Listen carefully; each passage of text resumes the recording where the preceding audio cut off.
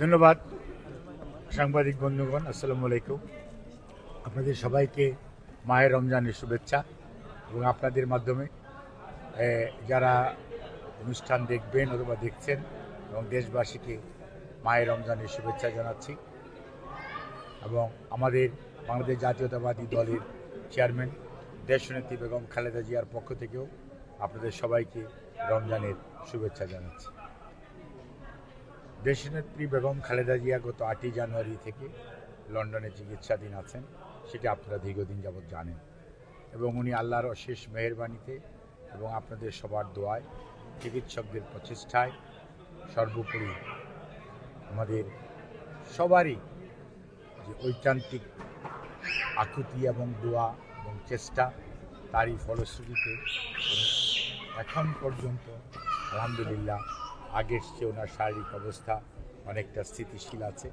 এখন এই অবস্থায় হয়তো উনি চিকিৎসকরা নিয়মিতভাবেই এখানকার চিকিৎসকরা ওনাকে বাসায় হোম ভিজিটের মাধ্যমে ওনাকে নিয়মিতভাবে ওনার শারীরিক পরীক্ষা নিরীক্ষা এবং চিকিৎসার ব্যবস্থা করছেন এবং প্রতি সপ্তাহেই ওনারা নিবিড়ভাবে ওনাকে পর্যবেক্ষণও করছেন এবং বিভিন্নভাবে ওষুধপত্র দিয়ে ওনার চিকিৎসা যাতে উনি আরও সুস্থতা বোধ করেন সেজন্য ওরা আমাদের প্রচেষ্টা চালিয়ে যাচ্ছেন।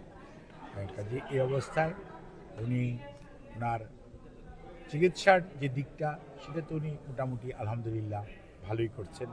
অন্যদিকে মানসিকভাবে উনি দীর্ঘদিন পরে প্রায় 6.5-7 বছর হয়ে গেছে, প্রায় 7 বছর পরে উনি ওনার ছেলে দলের ভারপ্রাপ্ত চেয়ারম্যান জনাব তারেক রহমান এবং ওনার সহধর্মিণী ডক্টর জুবাইদা রহমান এবং মরহুম আরাফাত রহমান কোকর সহধর্মিণী শামেলা রহমান জাহিয়া রহমান, ওনাদের 2 মেয়ে এবং জনাব তারেক রহমান এবং জুবাইদা রহমানের অত্যন্ত যোগ্য সন্তান ব্যারিস্টার জাইমা রহমান, তাদেরকে সাথে পেয়ে মানসিকভাবে অনেকটা আগের চেয়ে বেশি সুস্থ আছেন এবং এই মানসিক সুস্থতাই ওনার শারীরিক সুস্থতাকে আরও বেশি বাড়িয়ে দিচ্ছে এবং ইনশাআল্লাহ আপনারা দোয়া করবেন।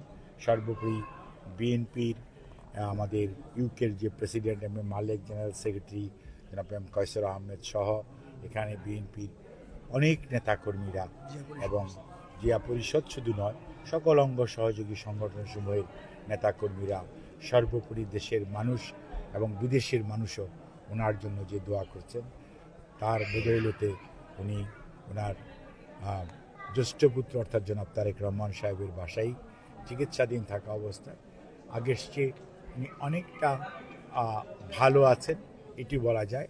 খুব সুস্থ উনি হয়ে উঠেছেন একথা আমি বলবো না, বাট উনি যে কোনো সময়ের তুলনায় আল্লাহর অশেষ মেহেরবানি অনেকটা সুস্থ আছেন।